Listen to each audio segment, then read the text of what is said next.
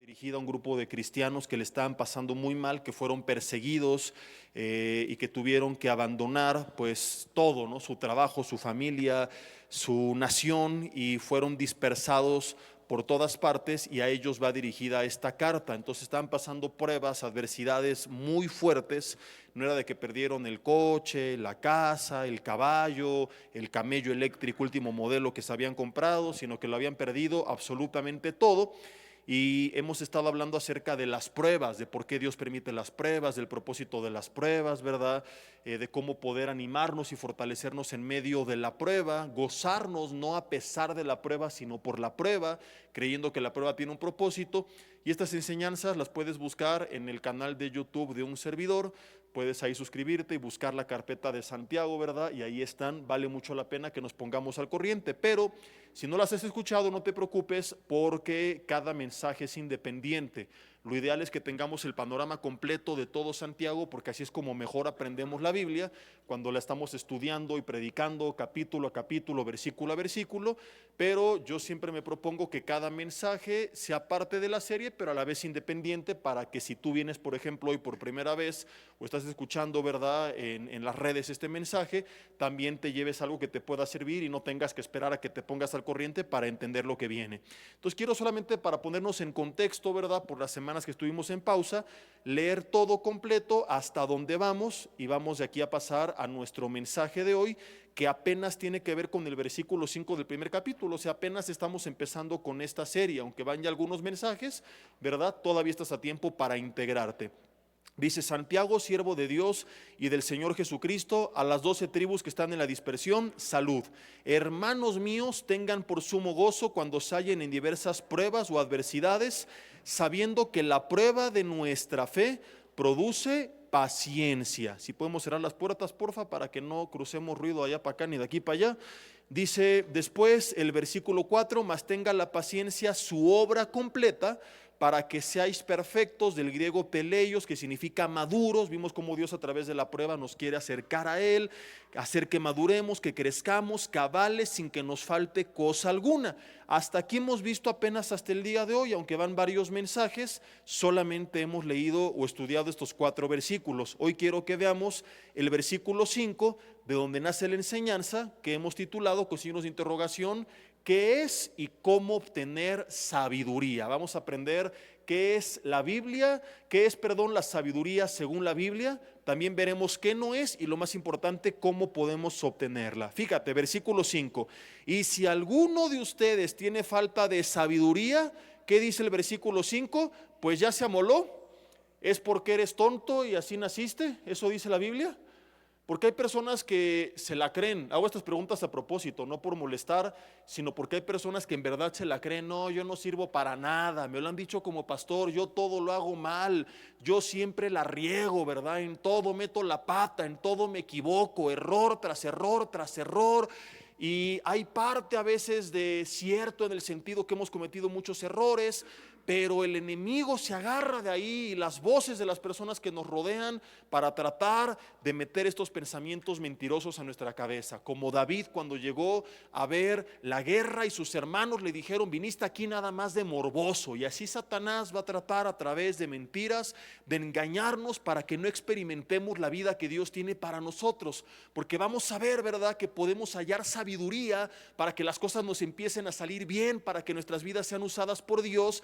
Y Satanás, que tiene pánico de que tú vivas todo ese potencial de la vida que Dios tiene para ti, esa vida plena, esa vida zoe, abundante en Cristo Jesús, va a tratar de convencerte que no, las cosas de Dios son solamente para algunos, ¿verdad? ¿Tú cómo crees que vas a presentar ese examen en esa universidad? Tú estás bien tonto. ¿Tú cómo crees que vas a andar con esa chica, verdad? ¿Tú cómo crees que vas a casarte y hacer una familia? ¿Tú cómo crees que vas a ser usado por Dios? Algunos de ustedes han sentido en su corazón el deseo de comenzar a enseñar la palabra de Dios, y han venido estos pensamientos: no, hombre, ¿tú cómo? ¿Sabes qué creía yo? Que de toda la Biblia no era capaz de hacer un resumen de 10 minutos. De verdad me lo creía. Cuando alguien me decía: tú vas a predicar, yo decía: no, hombre, yo de toda la Biblia no hago un resumen de 10 minutos. Y hoy sé que estaba parcialmente en lo correcto. Yo soy incapaz de hacerlo, pero mi hermano, ¿quién te dijo que se trata de nosotros? Y aprendí que no se trataba de lo que yo podía hacer, sino de lo que el Espíritu Santo de Dios podía hacer con mi vida y con tu vida. Y por eso lo que viene a continuación es maravilloso, porque Santiago no apela al ego del ser humano. Este es uno de los errores de los caballos de Troya del falso evangelio moderno lleno de humanismo y de la prosperidad, que apela al ego del tú, de tú puedes, de mentalízate, visualízate y tu potencial y tu capacidad. Entonces el primer paso, ¿verdad?, es doblegar el ego, el orgullo, nuestra soberbia y reconocer, no, yo no puedo nada, yo soy inútil, sí, yo no soy sabio, pero cuando vengo a Cristo y recibo su Espíritu Santo, todo cambia, porque ya no se trata, como te dicen, de tu potencial. ¿Has escuchado estos mensajes? El potencial no es tu potencial, es el potencial de Dios. Por eso dice la Biblia, ya no vivo yo, ahora vive Cristo en mí, y la vida que vivo, la vivo. ¿Quién se lo sabe? ¿Nadie se lo sabe? Y la vida que vivo, la vivo en el Hijo de Dios. Entonces por eso Hechos 1:8 dice, y recibirás poder cuando venga sobre ti el Espíritu Santo. Entonces no se trata de lo que tú eres capaz de hacer, sino de lo que Dios a través de tu vida es capaz de hacer. Daniel, cuando fue comparado con los demás sabios y astrónomos y eruditos, ¿verdad?, en el reino, Daniel capítulo 6 versículo 3, no lo busques, seguramente lo recuerdas. Daniel fue hallado igual que los demás, no. Un poquito mejor que los demás, no. 5 veces mejor que los demás, no. ¿Cuántas veces fue hallado Daniel mejor que todos los demás? 10. ¿Por qué? Dice, porque era bien chido, porque estudió en el TEC de Jerusalén, porque tenía un coeficiente intelectual. No se trataba de quién era Daniel. La Biblia dice, porque en él había un espíritu superior. Y querido hermano, quiero que te lleves esta verdad. Y esto es muy lejos del humanismo que apela a quién eres tú. Se trata de darle la gloria a Dios y reconocer quién está en ti. Dice que él era mejor que todos los demás porque en él había un espíritu superior. Y ese mismo espíritu que había en Daniel, dice Primera de Corintios 12:13, que es el que hay en ti y en mí. Porque ahí dice la Biblia, y todos o a todos se nos dio a beber del mismo espíritu. Cuando tú le entregaste tu vida a Cristo, según Efesios 1, habiendo creído, fuiste sellado con el Espíritu Santo. No hay tal cosa, como algunos enseñan, como un grupo de cristianos que tienen a Jesús, pero que no tienen al Espíritu Santo. No, hay a lo mejor algunos que debido a su relación con Dios y su comunión y su clamor, viven llenos del Espíritu Santo, como Pablo nos apeló a vivir. Pero cuando tú le entregaste tu vida a Cristo, en ese momento el Espíritu Santo te hizo su morada. Por eso dice la Biblia que somos el templo, nosotros, no este lugar, nosotros. No sé si captas la grandeza de estas palabras. Dale un zape al dalón, no le des ningún zape, no sé que no sea de confianza y se va a enojar y te va a agarrar aguamazos, ¿verdad? Ahorita, pero somos el templo del Espíritu Santo. El Espíritu Santo no habita en este lugar, este es un edificio. Donde habita es en tu vida. Y eso cambia todas las cosas, porque ya no se trata de tu sabiduría, de tu capacidad, de tu poder, de tu potencial, sino de lo que el Señor puede hacer en tu vida.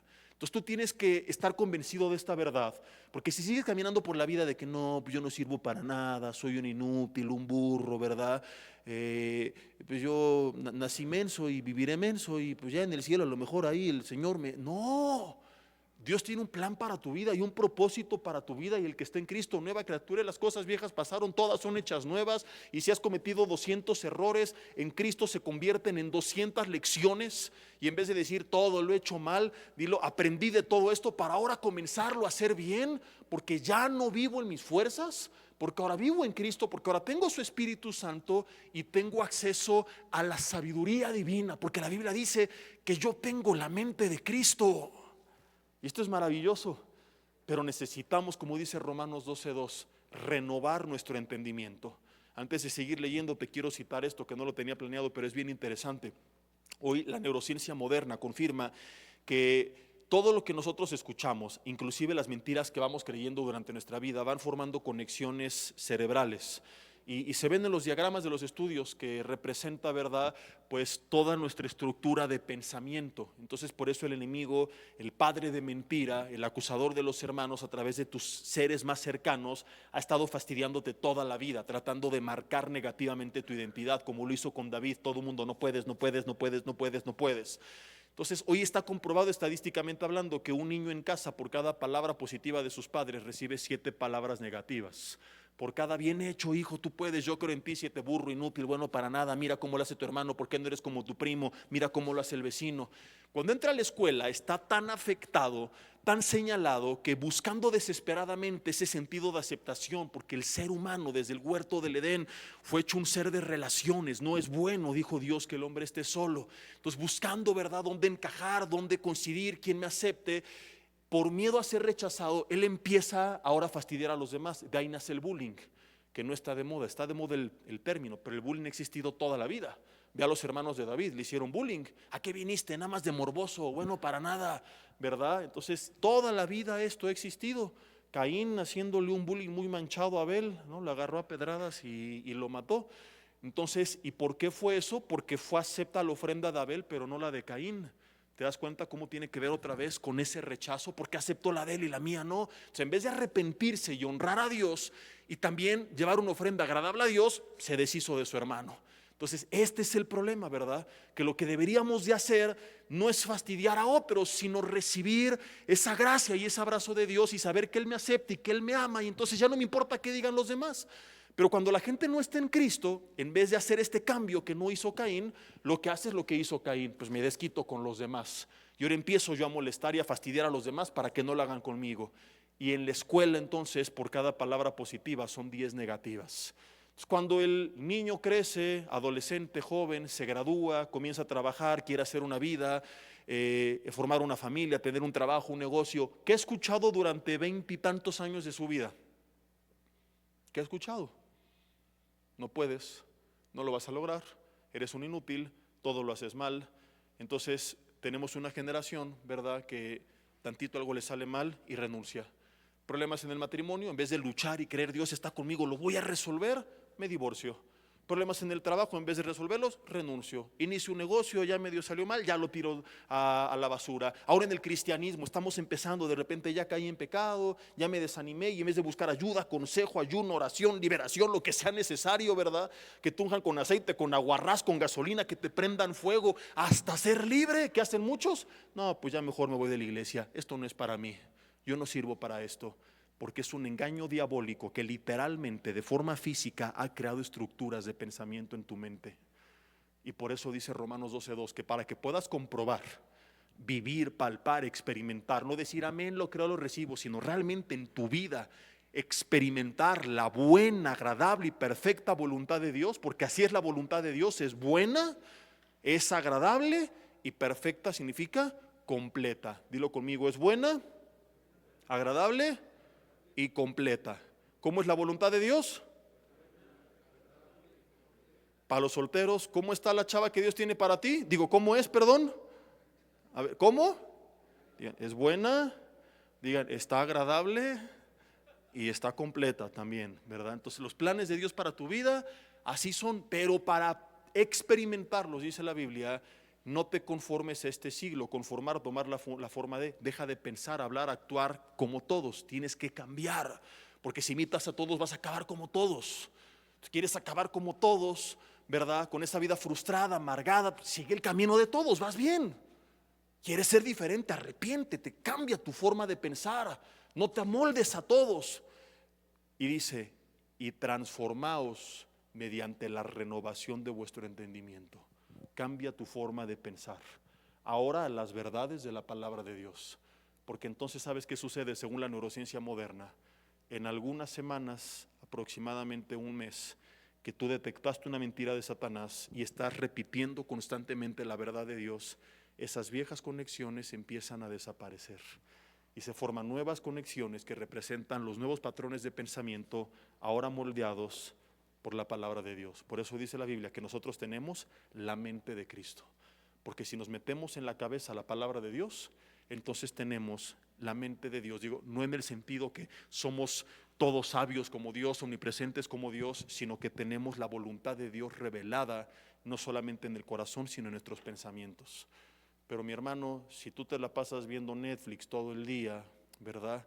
Es que luego hay cosas que quiero decir de hombres, pero nos siguen también mujeres de chismosas en redes, ¿no? Es cierto, hermana, eres bienvenida también aquí a la transmisión, pero si de repente se me sale algo, no te espantes, porque en teoría este estudio es para hombres, ¿no? Te la pasas nada más viendo ahí mujeres en calzones, en las redes sociales, y ay, todo el tiempo, ¿verdad?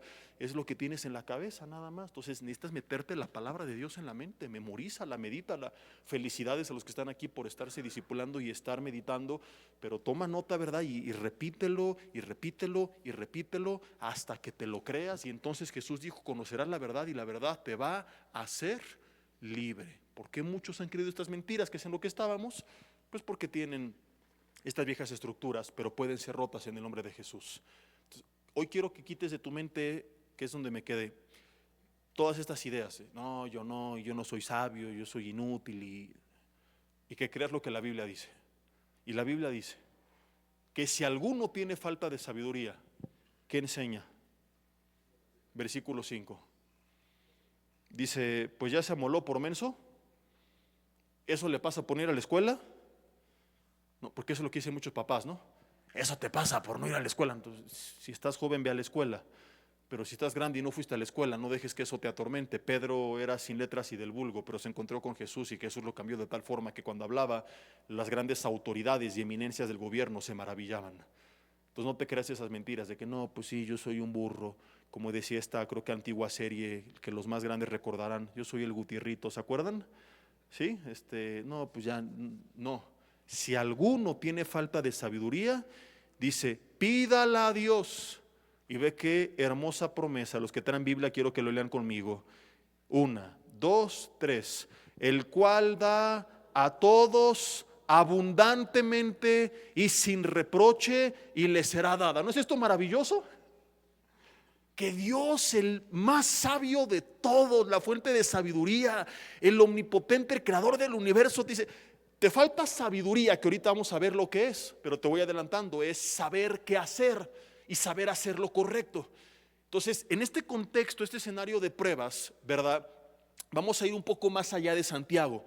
Pero si respetamos, ¿verdad? La enseñanza de Santiago, no está hablando sabiduría para otras áreas, sino el contexto es la prueba. Viene hablando de, estás en una prueba, gózate porque tiene un propósito, Dios va a obrar a través de ella. Ahora, alguno tiene falta de sabiduría, es decir, estás en una prueba, en una adversidad, y no sabes el propósito, no sabes qué hacer.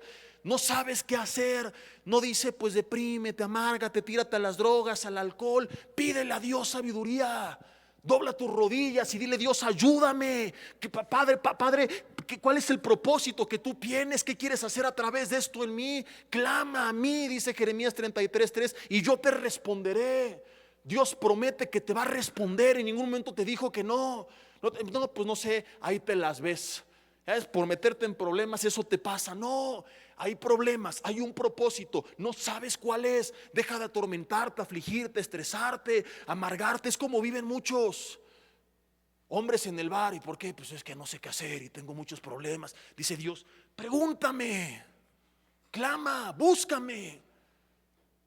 Y no solamente dice que la dará, si la dará a todos. No dice al pastor, al apóstol, al líder de la alabanza, al coordinador, al erudito, al que estudió en el IPI. La promesa es para todos.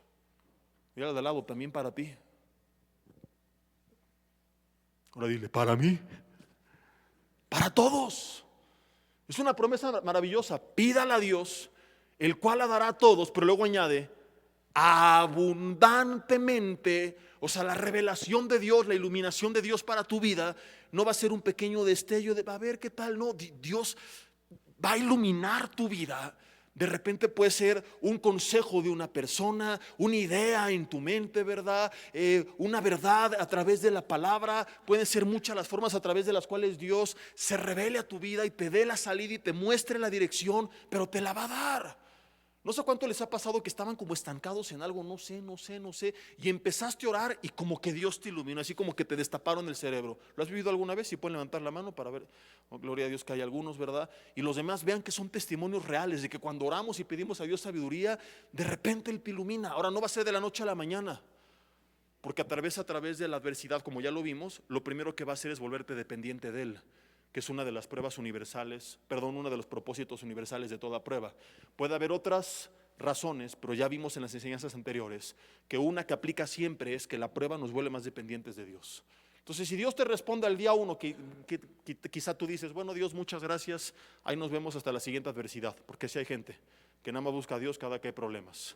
Entonces, a veces Dios primero trata con tu vida a través de un periodo de silencio. Pronto voy a predicar de eso, de cuando el cielo está cerrado, cuando hay silencio y no escuchas nada y no te viene nada y parece que Dios te olvidó. Y no es que te haya olvidado, es que te está volviendo adicto a su presencia. Te está orillando a aprender a depender de Él y a seguir buscando y buscando y buscando y buscando. No sé si se lo he oído en Cantar de los Cantares, que tiene tanto simbolismo matrimonial, pero también una representación de la iglesia con Cristo, que es el novio. Y como de repente la amada dice, ¿dónde está mi amado? Si lo ven, díganle que muero de amor, que lo estoy buscando, que mi corazón arde por Él. Y ese punto nos quiere llevar Dios, de desesperación. Decir, Señor, ¿dónde estás? Te necesito, te anhelo, te deseo. Y que lo busquemos intensamente, no de forma religiosa como muchos lo hacen. Señor, pues buenos días y guárdame este día, que no me pasa nada, que me vaya chido en el nombre de Jesús, amén. Y en la noche, Señor, gracias por este día, estuvo bueno. Y te quedaste jetón y no hay esa pasión en tu corazón. Por eso vives un cristianismo sin la voluntad de Dios y la regamos cada rato porque actuamos en nuestra carne haciendo pura tontería. Todos hemos hecho tonterías, pero esta promesa es bella. Pídela, busca a Dios. Y estoy hoy y no hubo respuesta hoy, ahí estoy mañana y pasado mañana y todo el tiempo. Y confío, y ahorita vamos a ver esa parte, ¿verdad? Que Dios me la va a dar. Y no un destello, sino abundantemente. Vas a decir, wow. Aún la gente se va a admirar de lo que de repente, entre comillas, a ti se te ocurrió. ¿Te imaginas cuando compararon a Daniel? O sea, tan evidente era que la banda que estaba con él le tuvo envidia. ¿Conoces la historia? El rey dice que pensó en ponerlo, dice que había Daniel y junto con él otros que eran 3 sátrapas, otros 3 gobernadores y luego 120 sátrapas, que eran como el rey, gobernadores y presidentes municipales, más o menos para darnos una idea. La estructura del reino era distinta, eran provincias, pero para que más o menos lo aterricemos a términos actuales. Pero dice la Biblia que el rey pensó en ponerlo por encima de los demás gobernadores y le tuvieron envidia. Entonces se dieron cuenta, y el rey también. Entonces la gente lo va a ver. Aunque les caigas gordo, no van a poder negar que Dios está contigo. Y vas a llegar a la chamba y tu jefe, wow, ¿y esta idea de quién fue? Y van a tener que reconocer todos del aleluyo. Y en el examen, ¿y este niño quién es? El aleluyito. Oye, esa familia tan bonita, no es perfecta, pero ¿cómo ríen? ¿Cómo disfrutan? ¿Quiénes son? Los aleluyos. La gente va a reconocer a Dios en tu vida. No va a ser tantita sabiduría, va a ser abundante. Y te va a dar esa solución y esa respuesta para enfrentar esos problemas y adversidades, para resolver las broncas en tu matrimonio, para resolver tus broncas personales, para vencer sobre la tentación, para resolver tus broncas financieras. Yo no sé qué tipo de problema estás pasando, pero esta es la promesa. Deja de intentarlo en tus fuerzas, sé humilde, porque muchos han estado durante años, quizá yo, el ingeniero y el licenciado o el teólogo, no importa quién eres, ven delante de Dios con un corazón humilde diciendo, Dios, ante tu majestad no soy nadie, ayúdame, ilumíname. Aún si eres maestro de la palabra, que Dios nos guarde de venir, oh no, pues yo ya tengo hermenéutica y homilética y teología, y ya me dijo el doctor Alducin que la siguiente que venga me va a ordenar apóstol. Ven humildemente diciendo, Señor, no importa cuánto sepa, sin tu espíritu iluminándome conforme a la promesa de Jesús en Juan 14 y 16, yo no sé nada. Llevo 20 años predicando la palabra. He elaborado muchos bosquejos de muchos mensajes. Y te prometo, y Dios sabe que no miento, cada que termino uno, ¿sabes qué pienso en mi mente? Ya no tengo nada más que decir. Yo sé que en mis fuerzas soy incapaz de decirte algo. Que en mis fuerzas estoy totalmente bloqueado y embotado y mi mente no da para más. Y cuando yo vengo a la palabra a preparar algo, no vengo con esta confianza de, oh, llevo más de, no voy a decir el número porque se puede tomar a mal, pero de tantos mensajes preparados y no. Le digo, Señor, háblame. ¿Qué quieres que diga? Ilumíname, Espíritu Santo, dame sabiduría. Enséñame a entender los principios de tu palabra, primero para mi vida y luego para la vida de las personas. Y así como te dije que de repente viene, ¡pum!, lo he vivido en lo que a mí me toca hacer. Y lo vas a vivir tú en tu contexto. Me llegó a pasar alguna vez que enseñaba el primer libro de Samuel, que de repente llegamos a capítulos que yo los leía y decía, lo voy a resumir porque es mera historia, no hay nada que enseñar. Y tenía en mi mente la intención de llegar al otro día o a los 2 días o a los 3 días cuando me tocara compartir y decir, bueno, le voy a resumir esto y pasamos al siguiente capítulo que ahora sí tiene algo que enseñar.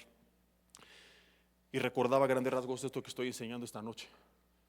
Y orando le pedía perdón a Dios, perdona mi arrogancia, que intenté estudiarlo en mis fuerzas, con mi entre comillas sabiduría. Mi hermano, sigo creyendo que soy incapaz de hacer un resumen de 10 minutos de toda la Biblia, hasta la fecha. Te lo prometo. Y le digo, Señor, ilumíname. ¿Qué no vi? ¿Qué pasé por alto? Jesús prometió, el Espíritu Santo los va a guiar, les va a enseñar. Y diría, te juro, pero no podemos jurar, así que te juro por este pescadito, que después de haber orado, vuelvo a leer el mismo capítulo, del que no sacaba ni siquiera una enseñanza, y llegaron a salir 13 enseñanzas de 1 hora cada una. Y el capítulo del que no podía hacer ni un sermón, de repente no lo podía concluir. Y esto me pasó 2 o 3 veces durante aquella serie. Me ha pasado en congresos. Recuerdo muy específicamente un retiro, más bien un congreso para pastores en Mazatlán, que un día antes de partir por la noche me metí a bañar y ya tenía yo mis mensajes en la computadora. Y saliendo de bañarme empieza así pensamientos de mensajes distintos, y yo no hice más que tomar notas en mi teléfono y fue muy difícil aquella vez porque generalmente yo ya voy con todo preparado, y ahí eran unas desveladas porque durante el día enseñaba y en la noche estaba preparando el bosquejo de lo que Dios me había hablado pero que no había aterrizado, y fue un tiempo magnífico donde Dios se manifestó de una forma bien bonita. Y yo mismo me maravillaba, wow, qué increíble está esto, porque no era mi palabra, porque no era mi sabiduría. Me ha pasado muchas veces cuando comparto con ustedes, con los congresos de hombres, que de repente viene así le llamo yo ese flashazo de parte de Dios. Y yo te quiero animar a que creas, ¿verdad? Que así como te estoy contando que lo he vivido y a lo mejor no te puedo contar en otra área porque esto es a lo que yo me dedico, lo que yo me amo, lo que yo amo, lo que a mí me apasiona. Cree que Dios puede de la misma manera respaldarte en lo que tú hagas. Que de repente estás embotado y va a venir esa iluminación y tú vas a decir, wow, no manches, qué buena idea. Que va a ser tan fuera de ti que lo tienes que anotar porque si no se te olvida. A mí me pasa que voy manejando y se me viene así y tengo que mandarme mensajes a mí mismo porque si no lo olvido, porque no es mi palabra. Porque es la palabra de Dios. De pe a pa, literalmente. No solamente la Biblia, sino lo que enseñamos. Entonces tienes que quitarte esta idea, mi hermano, y venir confiadamente en oración delante de Dios. Dios, dame sabiduría. Estoy cansado de vivir así en mi matrimonio. ¿Qué quieres que haga? Mis hermanos, hay algunos de ustedes casados que llevan años viviendo un infierno. Y no vas a resolver las cosas haciendo lo mismo. Algunos ya tomaron consejería. Algunos ya tomaron cursos, ya leyeron libros y vuelves a lo mismo, a lo mismo, a lo mismo. Es tiempo de humillarte delante de Dios, de buscar un espacio a solas en tu casa, de ponerte de rodillas y decirle: Señor, ayúdame. ¿Qué quieres que haga yo? Tú trata con mi esposa lo que no me gusta. Ya se lo has reclamado 256 veces y no ha cambiado nada. Te lo ha reclamado a ti 1756 y no ha cambiado nada. Lo que te fastidia, entrégaselo a Dios, pero pregúntale qué quiere que hagas tú. ¿Qué quiere que dejes de hacer tú? Y te lo va a dar. Estás estancado en tu negocio, en tu trabajo, pídele sabiduría, te va a dar ideas. Tienes al mejor consejero de marketing. Tienes a alguien que superará cualquier estudio de mercado. Tienes al Espíritu Santo. Y no lo digo en broma. ¿Sabes que hubo un hombre llamado Bezalel? Lo vimos en el Congreso con los servidores, que era experto en trabajar piedra, bronce. ¿Y sabes quién le dio esa habilidad? ¿Quién estuvo aquí? Que se los diga a los demás. ¿Nadie estuvo aquí? El Espíritu Santo. Pero la gente piensa que el Espíritu Santo es una palomita ahí que viene nada más a abrazarte cuando estás triste, porque la Biblia lo describe como el consolador. Pero la palabra consolador en Juan 14 y 16 es la palabra paracletos. La traducción más amplia y exacta según los teólogos es el que está al lado de alguien para ayudarle permanentemente en todas las cosas.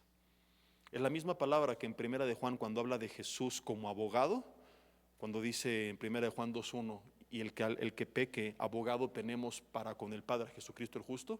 ¿Sabías que la palabra que se traduce como abogado también es paracletos? ¿Lo sabías o no? Es la misma, porque Jesús aboga por nosotros delante del Padre, porque esa es parte de lo que abarca el término paracletos, es auxilio, es ayuda. Es en este caso Jesús abogar delante del Padre a favor nuestro. Pero el término más amplio es este, y es la obra del Espíritu Santo. No está nada más en tu vida cuando lees la Biblia, para guiarte cuando lees. No está nada más cuando vienes a la iglesia, donde quiera que vayas está contigo. Ahora, la parte que no te va a gustar es que también ve todas tus fechorías y ve las marranadas que ves, para que la próxima la pienses 2 veces. Hubo un movimiento en Estados Unidos hace muchos años que usaban unas pulseras de colores que tenían las señales WWJD, ¿se acuerdan? Que es What Would Jesus Do, traducción, ¿qué haría Jesús?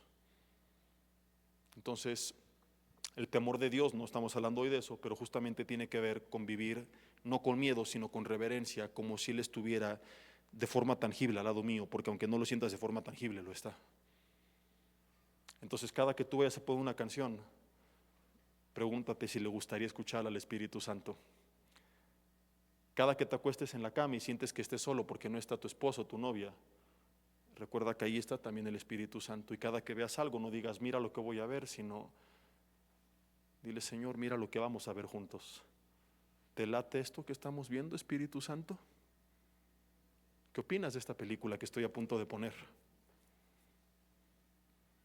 Acompáñame con mi novia y pregúntate, ¿qué te diría si tuviera que decirte algo? No voy a entrar más en este tema porque no es el tema, pero que Dios me guarde de nada más decir las cosas bonitas sin lo otro que no nos gusta, pero que también va implícito. Di conmigo uyuyuy. Ni ganas de decir uyuyuy les dan, se quedaron mudos, ¿verdad? Aunque sea en voz bajita, pero di uyuyuy, ¿no? Aunque te oigas medio afeminado, pero uyuyuy, ¿verdad? Ay, ay, ay. Entonces, que esto nos haga cambiar nuestra forma de vida, pero la parte que nos tiene que emocionar es que no estamos solos jamás. Que Él te pueda ayudar y dar sabiduría en todo momento. Pídala. Y dice, vuelvo a leer Santiago capítulo 1 para seguir, versículo 5, el cual la dará a todos, dice la Biblia, abundantemente. ¿Y qué más dice? Y sin reproche, y le será dada. Pero lo que dice el 6, pero pida, ¿qué dice? Pero pida con fe. ¿Y qué es la fe? Lo acabamos de ver en el mensaje de Jesucristo el sanador. De entrada, la palabra en sí misma del griego pistis es confianza, convicción. La definición más amplia de Hebreos 11:1 es la certeza de lo que se espera, la convicción de lo que no se ve. O sea, no pidas pensando, ¿y será que el Señor me va a ayudar de verdad? Ahora, claro que, ojo con lo que le pides, no estoy diciendo, sobre todo aquí en los que todavía estudian, que llegues al examen sin haber estudiado. Señor, tu palabra dice que si alguno tiene falta de sabiduría, pídala y le será dada. Ayúdame, Señor, haz caer en reposo a la maestra ahora mientras yo copio. No, o sea, tienes que estudiar y hacer tu chamba. Dios va a hacer su chamba, pero Dios no va a hacer tu chamba. Tienes una junta de trabajo y tienes que planear una presentación, no vas a pararte y, oh Señor, ilumíname. No, tú haces lo que te toca confiando en el respaldo de Dios. Pides sabiduría antes de preparar la presentación. La sabiduría no reemplaza tu responsabilidad. ¿Sí me explico o no? El equivalente en mi persona sería que yo me preparara sin preparar nada, que yo me parara, perdón, sin preparar nada, y decir, no, pues, a ver, Señor, háblame. Y es lo que hacen muchos. No, es que traigo palabra fresca. No es palabra fresca, es palabra de un holgazán. Porque desde el Antiguo Testamento, fíjate, los profetas cuando hablaban en público no se paraban a ver qué dice el Señor, no, en privado oraban a Dios, recibían la palabra de Dios a solas y compartían en público lo que Dios les había hablado en lo secreto. ¿Me explico o no? Los discípulos también fueron iluminados por el Espíritu Santo e inspirados por Él para escribir las Escrituras. Pero los evangelistas, por ejemplo, escriben lo que vieron y oyeron de Jesús, o sea, le pusieron atención. El Espíritu Santo lo que hizo fue recordar, pero mientras Jesús enseñaba, ellos escuchaban. Entonces, cuando alguien prepara un mensaje, no es de que me paro y a ver qué no. O sea, mi chamba es a solas orar, buscar la dirección de Dios, anoto lo que estudié y en público comparto lo que Dios me vio en lo secreto. Mi confianza no está en mi bosquejo, en mi preparación, sino en el respaldo de Dios. Pero en privado entiendo que tengo una responsabilidad. Entonces, lo mismo en tu vida. O sea, los solteros que andan buscando a su ayuda idónea, ¿cuántos acá levanten la mano? ¿Siguen creyendo en los milagros? Porque el Señor los hace todavía y la puede hacer ciega en el nombre de Jesús. No, no sé qué. ¿Verdad? Y ¿qué hacen muchos? ¿No? Un día me encontré un joven ahí con las barbas hasta acá, 3 semanas que no se bañaba. Y oye, ni Abraham traía esas barbas, mi hermano, mínimo báñatela, ¿no? Rasúratela, acomódatela. Tienes aquí hormigas, tarántulas, ¿no? Una cucaracha te va a salir de ahí. Tienes todavía la crema de cacahuate de antier, los tamales de diciembre. Y me dice, no, pues es que el pastor dijo que lo que importa no es el físico, que Dios mire el corazón, pastor, ¿verdad? Le digo, sí, o sea, no se trata de irnos al extremo de únicamente la apariencia, pero también tú haz lo que te corresponde hasta donde puedas. O sea, habrá cosas que no puedas hacer, pero en lo que te toque y en lo que puedas, haz lo que a ti te toca. O sea, sí te puedes bañar, por ejemplo, ¿o no? Sí te puedes rasurar o acomodar las barbas. Y sí puedes lavar también tu ropa y ponerte desodorante, ¿o no? Porque llegan algunos con una unción que caen en reposo todos y el Señor cómo los tocó, y no, hombre, es ahí lo que se traen. Entonces, no confundamos que el Señor nos respalda con no hacer lo que nos toca, porque Dios hizo seres con 5 sentidos y con un cerebro. Entonces, mi confianza no está en lo que yo hago, sino en Dios, pero no evade esto mi responsabilidad personal. Vuelvo al punto, dice, y si alguno tiene falta de sabiduría, pídela a Dios, el cual dará a todos sin medida y sin reproche, pero pida con fe. O sea, en verdad tienes que creer, Dios me va a respaldar, Dios me va a dar sabiduría, el Señor me va a iluminar. Dice, no dudando en nada, porque el que duda es semejante a la onda del mar, que es arrastrada por el viento y echada de una parte a otra. Esto le pasa a muchas personas. Un día están por acá y otro día están por allá y otro día tienen otro plan. Entonces hay personas así que toda la vida, como no tienen una sabiduría dada de parte de Dios, pues van simplemente viviendo de ocurrencias. Y de repente se me ocurrió este negocio extraordinario, de repente no sabes qué, mejor aquel, no sabes qué, mejor el otro, y pasa toda la vida y nunca aterrizaron nada. Aún en la vida espiritual, de repente, no, es que quiero enseñar la palabra, no, la siguiente semana estoy triste, estoy ya, mejor quiero ser ateo, no, mira, ahora ya soy mormón, ahora ya soy testigo, y sé mucha gente que anda de aquí para allá cambiando, y la Biblia dice que tenemos que pedir con fe, creyéndole realmente a Dios, porque si no andaremos por todas partes y por ninguna. Y añade, no piense pues que quien haga tal cosa recibirá cosa alguna del Señor. El hombre de doble ánimo es inconstante, ¿qué dice la Biblia? En todos sus caminos. Entonces tengo que tener un mismo ánimo. Después hablaremos un poco más acerca de esto. Quiero continuar hablando de la sabiduría, pero cuando yo no soy guiado por el Espíritu Santo de Dios, convencido de que Él así lo va a hacer, voy a ser inconstante en todo lo que yo haga.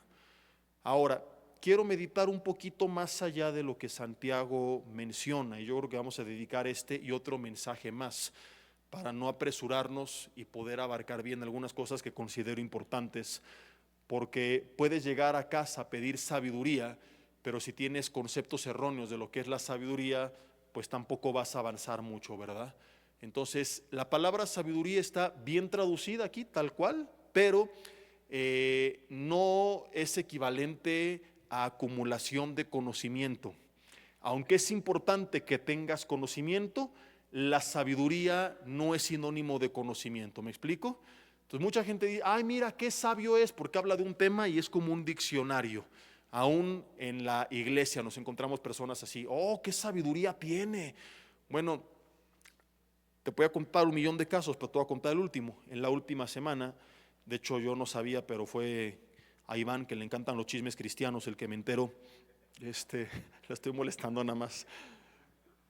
Uno de los autores cristianos más reconocidos, ¿estoy mintiendo, Iván? ¿Es el más reconocido? No, pero sí de los más reconocidos, ¿verdad? En Estados Unidos, y así que con bestsellers y años de un ministerio reconocido, también conferencista, etcétera, acaba de confesar que llevaba ¿cuántos años, Iván? 8 años viviendo en adulterio. Digan conmigo, no manchéis. Dices, brother, o sea, ¿en serio? Y el año pasado, el referente mundial de la predicación expositiva, digo su nombre porque salió a la luz, Steve Lawson también, y la misma historia, años, y personas de más de 70 años, con jovencitas en algunos casos. Entonces, que hablaban de santidad, que hablaban de integridad, pero que confirman que saber hablar y que conocer y escribir no es suficiente si no lo vives. No me creas lo que te digo si no te lo demuestro con mi vida.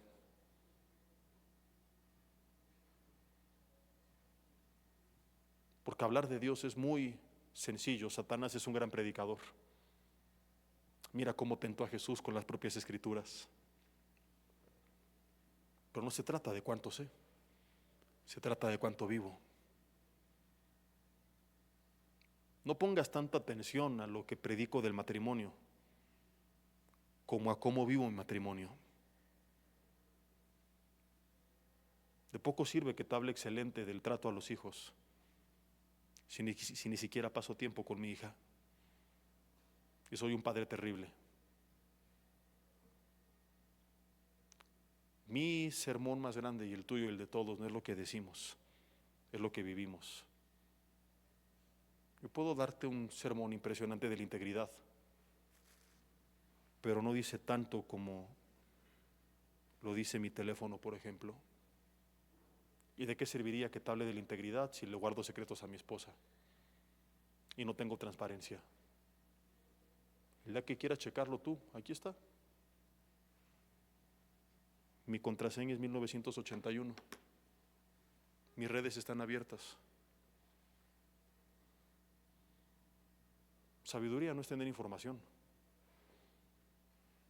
De hecho, eso es falta de sabiduría, porque sabes lo que tienes que hacer, pero no lo haces.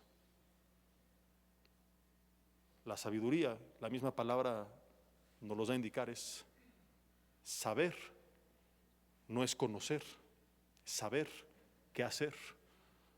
La sabiduría es saber qué hacer de entrada. Pero vamos a ver que la sabiduría bíblica, quizá esto ya está la próxima semana, no es solamente saber qué hacer, sino saber hacer lo correcto y hacerlo. Pero de entrada, la primera definición, la más básica, de acuerdo a la etimología, o sea, sonó muy rimbombante esto, ¿verdad? de acuerdo a la raíz de la palabra o al origen de la palabra, es simplemente saber hacer lo correcto. Hay grandes autores y predicadores cristianos que tienen mucha información, pero no lo viven y bíblicamente no son sabios. Tú puedes tener mucho conocimiento de leyes, de arquitectura, de mercadotecnia, de tecnología, de eso a que sepas cómo aplicarlo es distinto. O sea, hay gente que en la universidad sacó puro 10, pero que en la vida profesional no trascendió porque no supo qué hacer con ese conocimiento. Si sabiduría fuera equivalente a información, los fariseos hubieran sido los más sabios porque se dedicaban a estudiar la ley, se la sabían de memoria.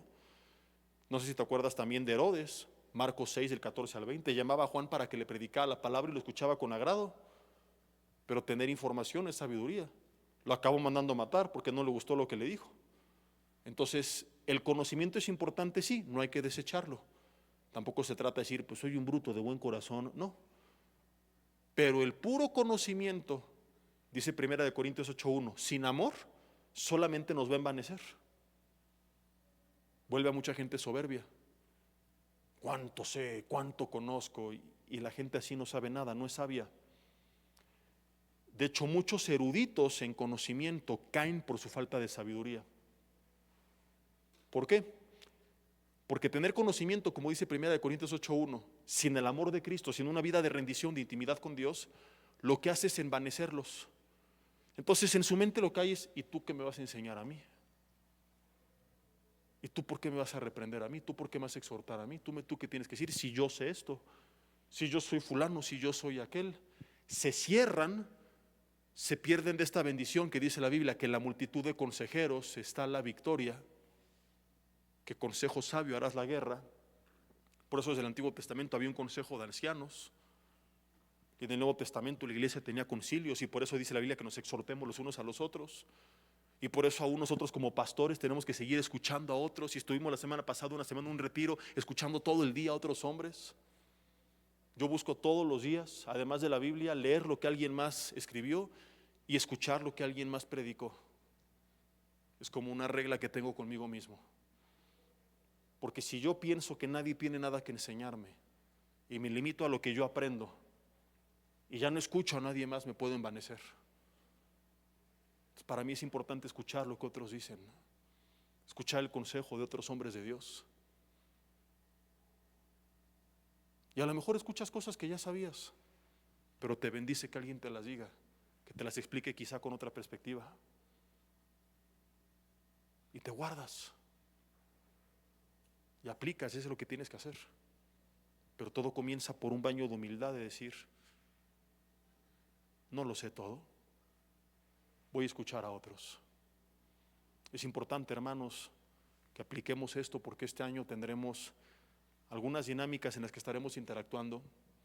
Habrá un proyecto de mentorización donde te tocará en su momento, ¿verdad?, poder ayudar a otros, pero también ser ayudado por alguien más.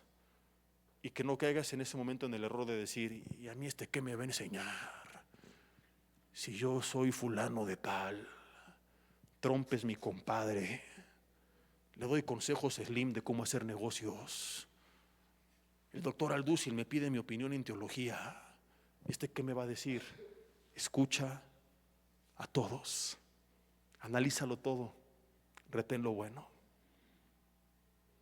Aún el doctor Alducin, con todo lo que sabe, ahí estuvo la semana pasada sentado en cada conferencia, escuchando al pastor americano. Tenemos que ser humildes y avanzaremos demasiado. Humildad para escuchar a otros y humildad para escuchar al Espíritu Santo. No vengas delante de Dios en la noche, Señor, yo lo sé todo, todo me sale bien. Ven con un corazón humilde. Con esto quiero cerrar. Dile, Dios, háblame, dame sabiduría, dime qué hacer. Aun si tú crees que lo sabes hacer, aun si eres experto en lo que estás haciendo y lo has hecho 200 veces, pídele a Él sabiduría. No te confíes en ti, en tu know-how de hacer las cosas, en tu preparación, en tu capacidad, en tu experiencia. Que tu confianza es el Señor en todo lo que hagas. Aun si tú crees que sabes qué hacer, Quizá lo sabes hacer a tu manera, pero no a la manera de Dios. Y ven desesperado con Dios: Señor, hay algo que no estoy viendo, algo que me estoy perdiendo. ¿Qué quieres que haga, que deje de hacer? Dame sabiduría, enséñame a saber qué hacer, y te la va a dar. No solamente tendrás información, no solo será conocimiento, tendrás también sabiduría. Quiero concluir con esto. En el contexto que Santiago lo habla, tiene que ver con las pruebas. Y podríamos parafrasearlo de esta manera: mira, toda prueba tiene un propósito, va a obrar para bien, gózate. Y si no conoces el propósito, no sabes qué hacer en medio de la prueba, pídele a Dios y Él te va a guiar.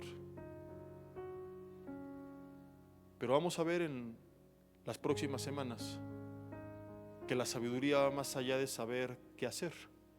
Tiene que ver con saber hacer lo correcto. Y mientras tanto, quédate con esto: Dios te va a guiar, aún para cosas que están fuera de tus manos. Salomón, por ejemplo, y ahora sí ya con él concluyo, porque si no, esto es magnífico y se me iba a pasar. Fue uno de los reyes más reconocidos del Antiguo Testamento y de toda la historia de Israel. Yo creo que diríamos que el más reconocido después de su padre David. Llegó a ser multimillonario, pero no le pidió a Dios riquezas. Ni siquiera le pidió sabiduría, sino que lo que la Biblia dice, y lo puedes leer porque se nos está yendo el tiempo, en el primer libro de los Reyes, capítulo 3, del 1 al 14, es que Salomón le dijo: yo no sé cómo salir y entrar delante del pueblo. No le dijo dame sabiduría, le dijo dame un corazón entendido para saber gobernar. O sea, básicamente lo que le dijo es: quiero ser un buen rey. Y de aquí es que pasaremos a lo que veremos la próxima semana. O sea, él no le dijo quiero saber qué hacer, sino quiero saber cómo hacer lo correcto. Porque hay gente que es muy buena haciendo lo que hace, pero para mal. Y veremos que la Biblia habla de una sabiduría diabólica. O sea, hay gente que es muy buena en lo que hace, pero lo que hace está mal. Ananías y Zafira, Jezabel y Acab planearon muy bien sus planes, pero fueron planes perversos. Entonces, no se trata de eso, sino de decirle: Señor, quiero saber hacer tu voluntad, quiero saber actuar correctamente. Y la Biblia dice que venían de otras naciones, Primera de Reyes 10:4, a escuchar su sabiduría. Y te cuento solamente un caso que es asombroso, para que veas cómo hasta en qué tipo de escenarios Dios te ilumina. Un día llegan dos mujeres, madres, que tenían dos bebés recién nacidos. Una, mientras dormía, ahogó al otro, y entonces le robó su hijo a la otra. Y no había como hoy pruebas de ADN y huella. Entonces se fueron a pelear delante del rey de quién era el hijo. ¿Y cómo le haces para saber de quién es el hijo? Imagínate qué harías en lugar de Salomón. ¿Cuántos no conocen esta historia? Levanten la mano. ¿Cuántos no la conocen? ¿Cuántos sí la conocen? Y los demás, a unos no la levantaron en ninguna de las dos. ¿La medio conoces o qué? Pero imagínate que no la conocieras. No tienes medios para identificar.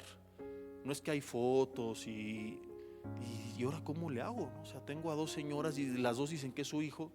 No, que el muerto es el tuyo, no que es el tuyo, no que es el tuyo. Entonces, ¿qué harías? Y te lo cuento para que te des cuenta cómo hasta en estas peculiaridades, cuando alguien como Salomón dice: yo solo quiero hacer lo correcto, Dios lo va a respaldar. Yo solo quiero ser un buen rey. Yo le he dicho: Dios, yo solo quiero ser un buen padre, un buen esposo, solo quiero hacer lo correcto en tu iglesia. Mi oración los últimos meses no ha sido que más gente me escuche. Le he dicho: Dios, quiero escucharte mejor a ti. O sea, no me interesa que más gente conozca quién es Jesse Bermúdez. Yo no quiero ser egoísta, que el evangelio llegue a quien tenga que llegar, pero pueda llegar a través de otros. No soy indispensable. No me obsesiona, porque hay gente que lo obsesiona. Me obsesiona más escuchar a Dios que me escuchen a mí. Entonces, cuando tú tienes un corazón honesto delante de Dios, Dios te empieza a guiar hasta en estas peculiaridades. Y Salomón le dijo: yo solo quiero ser un buen rey. Saber gobernar bien a tu pueblo, Señor, es una gran responsabilidad y quiero hacer lo correcto. Y entonces Dios lo ilumina y dice: vamos a hacer una cosa. Vamos a partir el niño en dos. Una mitad se lo lleva uno y la otra mitad del otro. ¿A quién se le hubiera ocurrido esa barbaridad? A nadie. Pero para que te sea así del nivel de sabiduría que Dios le dio. Porque la mamá que no era la verdadera, ¿sabes qué dijo? Sí, hay que partirlo. Así dice la Biblia. Sí, partidlo. Y la otra, la que era la mamá, ¿qué crees que dijo? No, dénselo a la otra. Dijo, prefiero guardar la vida de mi hijito, aunque no me lo quede yo, que lo partan en dos. Y entonces Salomón dijo, esta vieja loca es la... Bueno, así no lo dijo, pero lo pensó. Si hubiera sido mexicano, se hubiera pensado, ¿no? Esta desgraciada es la falsa y la otra es la mamá. Dénselo a ella. Así como lo guió a él en escenarios donde no hubiéramos sabido qué hacer. Y yo me he hallado muchas veces como pastor así de repente en consejerías y en pleitos matrimoniales, y dentro de mí digo, Dios, ¿qué hago? Más de una vez me he sentido embopado y frustrado como pastor y como consejero. Digo, es que no sé qué decirles, no sé qué hacer. Y empiezo a orar nada más en mi mente mientras se siguen peleando frente a mí. Y confía en que Dios te va a ayudar, aún en lo más bizarro, como lo hizo con Salomón. Dile ahí en tu lugar, de acuerdo a esta enseñanza: Señor, gracias por tu palabra, la creo. Y te pido que me des sabiduría. Enséñame a saber qué hacer, pero no solamente a saber qué hacer.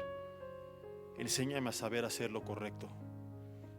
Porque quizás soy muy bueno para hacerlo a mi manera, pero mi manera no es la tuya. Mi manera está corrompida, llena de tranzas, de mentiras, de falsedad, de egocentrismo, de carnalidad. Y ya no quiero hacerlo así. Enséñame a hacerlo a tu manera. Llevas años guiando tu matrimonio a tu manera, mi hermano. Me le hiciste, te la regreso, y anteponiendo el ego y quién ganó. Llevas años trabajando así en tu empresa, humillando a los demás, que vean quién es el chido. Es humilde delante de Dios y dile, Señor, y si quieres levantar tu mano de forma simbólica, dile, renuncio a mis formas, renuncio a mi manera, inclusive renuncio a confiar en mi capacidad, en mis herramientas, en mi conocimiento, en mis talentos, en mi poder, en mis recursos, y quiero aprender a confiar en ti. Y vengo humildemente diciéndote, como dijera aquel filósofo griego, yo solo sé, casi que podría ser Biblia esto, que no sé nada. Para él fue filosofía, para mí es una realidad. Ante tu magnificencia, Señor, no sé nada. Sé hacerlo a mi manera, pero si pudiera contemplar tus planes y compararlos con los míos, me daría cuenta que no sé nada. Y te pido que me des sabiduría en cada área de mi vida. Ora de forma específica, dile, Señor, dame sabiduría para vencer esta tentación. Dame sabiduría para arreglar mi matrimonio. Dame sabiduría para restaurar mi relación con mis hijos. Dame sabiduría, Señor, para actuar en mi negocio, en mi trabajo. Dame sabiduría al enseñar tu palabra. Dame sabiduría para tratar con mis emociones.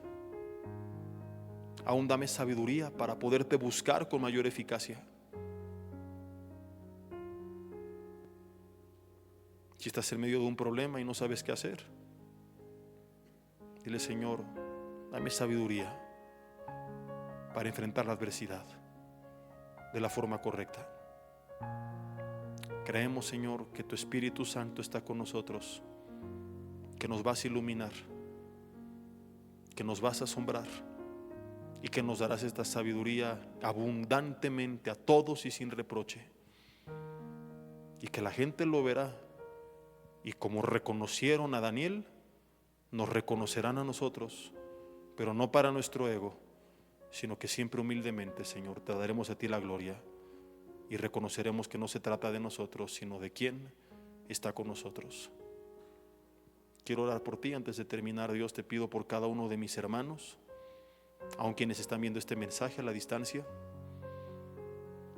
Padre, que vengan tiempos este año cuando llegue el momento, que esas puertas se abran y esos candados, esos cerrojos se rompan. Padre, que el primer cerrojo que se rompa, porque en muchos casos es necesario, que sea el de su corazón, que sea algún corazón donde ha gobernado el orgullo y el ego y el yo sé cómo y yo lo hago y yo no necesito, Señor. Que esta adversidad que algunos están viviendo o comenzarán a vivir no los lleve a tirar la toalla ni a abandonarte, sino a caer llorando y clamando, si fuera necesario gritando, Señor, de rodillas, buscando tu rostro y tu palabra y tu presencia y tu dirección. Y que cuando hayan llegado a ese nivel de quebrantamiento, Señor, y pedido con fe, tú ilumines con tu Espíritu Santo su entendimiento. Dios, que en el nombre de Jesús, todo pensamiento de parte de Satanás que quiere nublar su entendimiento, todo velo espiritual, toda ceguera en sus ojos que el enemigo quiere interponer para que no disciernan tus planes, tu palabra y tu dirección, sea en el nombre de Jesús echado fuera. Yo en el nombre de Jesús le ordeno a toda influencia del enemigo que quiere entenebrecer el entendimiento de mis hermanos, que su obra cese en este momento, que todo espíritu de estupor se vaya en el nombre de Jesús de cada vida donde está operando, y que sean iluminados, Señor, por tu Espíritu Santo. Que primeramente, Padre, tengan esta sabiduría en las áreas más importantes de su vida, para saber cómo buscarte, para saber de qué cosas se tienen que deshacer, para saber cómo vencer sobre la tentación y el pecado. Que tú le enseñes a cada uno cómo hacer tu voluntad, pero que también los guíes como lo hiciste con Daniel en el reino y con Bezalel en la obra de sus manos, en cada área de sus vidas, Señor. Que sean iluminados en sus negocios, en sus relaciones, en sus proyectos, en sus planes, que puedan hasta sonreír y maravillarse de las ideas que tú les has dado, y que sea inevitable reconocer que vino de parte de ti. Que escuchemos testimonio los próximos días y semanas de lo que tú hablarás, porque estamos pidiendo esto con fe, creyendo, Señor, que así será hecho, y que tú seas glorificado de la dirección que darás a nuestras vidas. En el nombre de Cristo Jesús. Amén y amén. Hola, ¿qué tal? Me da mucho gusto saludarles y quisiera simplemente comunicarles que gracias a todos ustedes a través de todas las naciones del mundo que aman la palabra de Dios y que realmente están interesados en que nosotros como organización Vida Nueva para el Mundo y Armando Alducin Ministries continuemos predicando el Evangelio de la Gracia de Jesucristo y que podamos nosotros continuar haciéndolo gracias a sus donaciones. Este año cumplimos 46 años de ministerio, 46 años donde hemos predicado, hemos enseñado, hemos tenido seminarios y de diferentes formas de estudios bíblicos alrededor del mundo, y hemos pensado y considerado de una forma fiel el Evangelio de la sana doctrina de Jesucristo. Nosotros, con todas estas donaciones, tenemos que sostener pastores, misioneros, obras, equipos de televisión, y aún continuamos buscando la manera de poder elevar este ministerio. Hasta este momento quiero que ustedes estén enterados que no tenemos una sola propiedad como organización, y así hemos trabajado durante 46 años porque le damos la importancia a la evangelización, a las misiones y también a los hombres de Dios para levantar más pastores.